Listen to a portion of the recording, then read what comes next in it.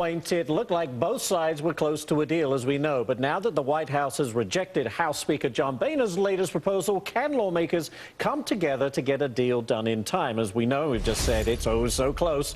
We're here to discuss is Democratic Congressman from California, John Garamendi. We were supposed to also be joined by Republican Congresswoman Marsha Blackburn from Tennessee. She couldn't make it. I'm sure there's all sorts of things going on behind closed doors when it comes to getting something done. Congressman Garamendi, thanks for being with us.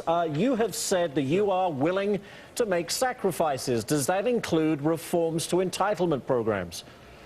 Well, certainly there's room for reforms, but you don't need to throw seniors off the fiscal cliff to achieve those. There are very, very significant savings available in Medicare from, for example, the drug prescription issues, the issues of how you pay for medical services, fraud and abuse, on and on and on, all of which the president has put on the table, and we ought to take those. But you don't throw seniors off the cliff by, for example, changing the age to 67. That is just bad public policy, bad for seniors. It doesn't save much money. Okay, but we don't have to do it. Social Security? But we don't have to do it for our existing seniors. I mean, I think Ashley's point was that, you know what, for people like me, you could raise it easily to even 70 at this point and save the country a lot of money.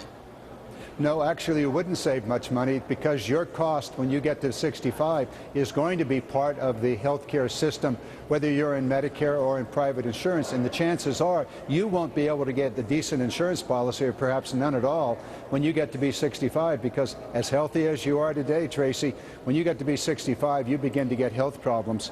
And so it just doesn't make any sense in the nature of insurance itself. You don't want to limit the pool of any insurance program to very risky people, and you certainly do that if you change the age to 67 or even to 70. Not a good thing to do in any insurance program. So don't go there. You don't save much money, but you can save a lot of money in the Medicare program by providing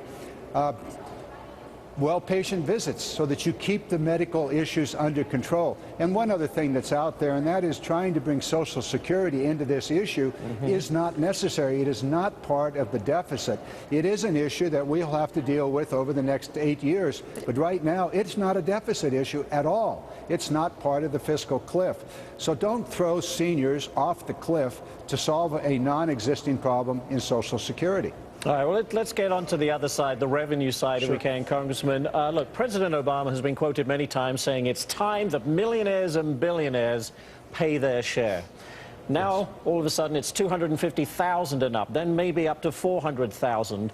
What's wrong with a proposal in Plan B from Speaker Boehner that says, look, okay, $1 million and up can pay their more in taxes? What's wrong with that? Well, there are several problems. You don't solve the revenue side of the equation. That's about 1/3 of the amount of money that Boehner offered about 4 days ago to put on the table. So you're really down to some $300 billion of money that you would collect in that. So you're not dealing with either a balanced approach or what would ultimately be necessary to solve the deficit problem. The president's proposal, 400,000 and below would continue to have a tax cut. Even there, you're giving away a lot of revenue, but nonetheless, you'd still have enough to be able to provide for the revenue side of a balanced deal. But I think the problem, sir, is that it's all broke. Social Security is broke. The tax code is broke. Nothing is working the way it's supposed to be working these days. Nothing is being funded the way it's supposed to be funded. 2/3 of everything that comes into this country goes right out the door. We have too many obligations. That is what needs to be addressed, and it just seems that we're working on the surface here. Well, you're correct, at least in part. The reform of the corporate and the personal tax codes really hasn't been discussed in this issue, and it needs to be discussed. There are loopholes, tax giveaways, various kinds of deductions that make no sense in the modern world in which we live.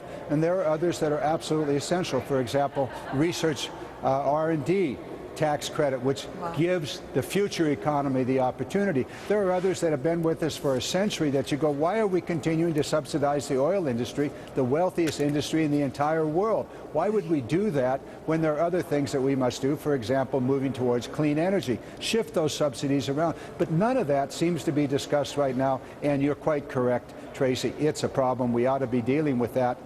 It's not going to happen in the next 10 days, 12 days, unfortunately. All right, Congressman John Garamendi of California, thank you so much for joining us. We appreciate it. And good luck in getting something done. Thank you. All right.